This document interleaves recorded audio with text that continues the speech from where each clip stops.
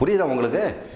ஒரே ஒரு பையனை கூட வாழ்க்கை வீணாகி போச்சு, எங்கள் மருந்தில் குணம் கிடைக்கலான்னு இதுவரையிலும் நான் அனுப்பிய சரித்திரமே கிடையாது. என்னுடைய வாழ்க்கையில் 75 வயசில் இந்த பையனை குணப்படுத்தலை, இந்த பையனை குணப்படுத்தலைங்கிறதுல அத்தனை பேர்த்தையும் குணப்படுத்தி சந்தோஷப்படுத்தி மகிழ்ச்சி பண்ணி தான் வச்சு வந்துக்கிட்டு இருக்கேன் அப்படிங்கிறத இந்த நேரத்தில் பெருமையாக சொல்கிறேன்.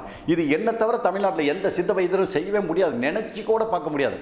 இன்றைக்கி சின்ன திரையில் பண்ணிட்டு இருக்கிற சித்த வைத்தியர்கள், ஒரே ஒரு சித்த வைத்தியர் படித்த ஆளாக இருந்தாலும் சரி, படிக்காத ஆளாக இருந்தாலும் சரி, நீங்கள் சித்த வைத்தியத்துக்கு போய் ஏமாந்து உங்கள் வாழ்க்கையை வீண் பண்ணி சின்ன பண்ண படுத்திக்காதீங்க.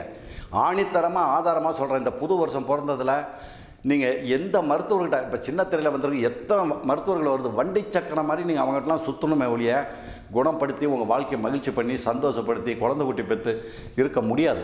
ஏன்னா அவங்களுக்கு அந்த மூலிகை ரகசியங்களே தெரியாது. முதல்ல சின்ன திரையில் பேசக்கூடிய தகுதி கிடையாது அவங்களுக்கு.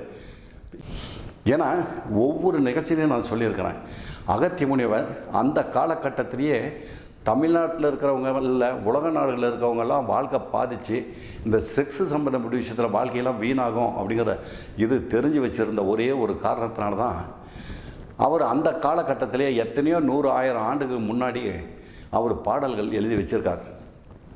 அந்த பாடல்களை எழுதி வச்சு அந்த பாடல் எப்படி அப்படின்னா, காணடா விந்து கெட்டால் மனிதன் அல்ல, காரிகையால் தங்களுக்கு புருஷன் அல்ல, வீணடா தேகங்கள் கெட்டுப்போகும் வெறும் வாயை மெல்லாதே பெண்ணாசையால், பூனடா ஒரு நாளும் பூனப்போமோ புத்தி கெட்ட மடையர்களை புகழுங்கேளு, உந்தனிடம் விந்து அழிந்தால் உண்டதெல்லாம் பாலாச்சி உறவும் போச்சு அப்படிங்கிறார்.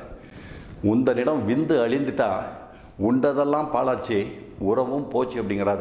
உன் மனைவியே உனக்கு சொந்தம் இல்லை அப்படிங்கிறத அந்த காலகட்டத்தில் எத்தனையோ 100-1000 ஆண்டுகளுக்கு முன்னாடி இந்த பாடல்களை எழுதி வச்சுருக்கேன்னா, இந்த மாதிரியெல்லாம் நம்ம வருங்காலத்தில் நம்ம சந்ததியெல்லாம் பாதிக்கும் அப்படிங்கிறது அவங்களுக்கு முன்கூட்டியே தெரிஞ்சு வச்சுருந்ததுனால தான் இதெல்லாம் எழுதி வச்சு அதுக்குண்டான சிகிச்சை என்ன பண்ணணும், என்ன மாதிரி மூலிகையை கொடுக்கணும், அந்த மூலிகை எப்படி தயார் பண்ணுறது, எங்கேருந்து கண்டுபிடிச்சி எடுத்துக்கிட்டு வர முடியும், என்ன முறையில் கொடுத்து பத்தியத்தோடு கொடுத்தா அந்த வியாதி குணமாகும் அப்படிங்கிறத அவங்கெல்லாம் சித்தர்களும் ஞானிகளும் ஓலைச்சுவடியில் எழுதி வச்சதை என் முப்பாட்டனார் அதில் கை தேர்ந்த ஒரே ஒரு காரணத்தினால தான் அந்த சிகிச்சையை வெற்றிகரமாக செஞ்சு இன்றைக்கி தமிழ்நாட்டில் ஒரு விழிப்புணர்வு ஏற்படக்கூடிய அளவுக்கு பண்ணி வேறு பசங்களை சிரிக்க வைக்கிறேன், படிக்கிற பசங்களை சிரிக்க வைக்கிறேன், திருமணம் பண்ணக்கூடிய பையனை திருமணம் பண்ண வச்சு அவன் சந்ததி குழந்தை உற்பத்தி பண்ணி அவன் பொண்டாட்டி பிள்ளைங்க குழந்தையோட 100 ஆண்டு வாழக்கூடிய அளவுக்கு செஞ்சு வைக்கிறேன். 50 வயசு 55 வயசில் என்னுடைய சகோதரன் இல்லறம்பம் ஒரு முறை மனைவி கேட்கும்போது கூட ஈடுபடுறதுக்கு முடியாமல் இருக்கிற என்னுடைய சகோதரனை கூட நல்ல முறையில் குணப்படுத்தி அவங்க 2 பேரும் அந்திம காலத்தில் நல்ல முறையில் இல்லறம்பத்தில் ஈடுபட்டு ரயில் எப்படி தண்டவாளத்தில் போதோ அந்த மாதிரி அவங்க ஆயுசுக்குள்ளே நல்ல முறையில் இருக்கக்கூடிய அளவுக்கு அவங்களுக்கும் பண்ணி கொடுக்குறேன்.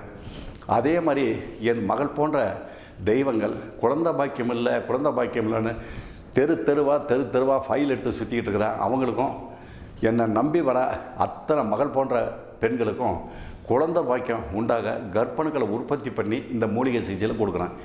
ஏன்னா இந்த 1875 ஆரம்பிக்கப்பட்ட இந்த ஸ்தாபனத்தில் எந்த வியாதியாலும் குணப்படுத்த முடியும், பலகீனத்தை நல்ல முறையில் குணப்படுத்தி அவங்க வாழ்க்கையை மகிழ்ச்சி பண்ண முடியும் அப்படிங்கிற மூலிகை ரகசியங்கள் எங்களை தவிர தமிழ்நாட்டில் எந்த சித்த வைத்தியருக்கும் தெரியாது. மூலிகை ரகசியத்தோட பேரே தெரியாது, மூலிகை காட்டினாலும் அவங்களுக்கு விவரம் தெரியாது. புரியுதா உங்களுக்கு? உங்களை கண்டித்து சொல்லக்கூடிய தைரியமும் அவங்களுக்கு கிடையாது. அதனால தான் நான் என்ன பண்ணுறேன், இந்த பலகீனத்தில் பாதிக்கப்பட்டு வாழ்க்கை வீணாய் போய் இருக்கிற சின்ன பசங்களை, திருமணம் பண்ணக்கூடிய என் மகன் போன்ற வாலிபர்களை, உடன் பிறந்த சகோதரர்லாம் கடுமையாக சண்டை போட்டு பேசணும் அப்படின்னா என்கிட்ட விஷயம் இருக்கிறதுனால நான் கண்டபடி சண்டை போட்டு உங்களை பேசுகிறேன். புரியுதா உங்களுக்கு? கண்டபடி பேசுகிறேன் அப்படின்னா உங்கள் மேலே உரிமை எடுத்துக்கிறேன். உன் பெத்த தாய் தகப்பனார் உன் மேலே என்ன உரிமை எடுப்பாங்களோ அதே மாதிரி ஒரு தாத்தா எந்த அளவுக்கு உரிமை எடுப்பாங்களோ அந்த உரிமையை நான் எடுத்துக்கிட்டு உங்களுக்கு நான் செய்கிறேன்.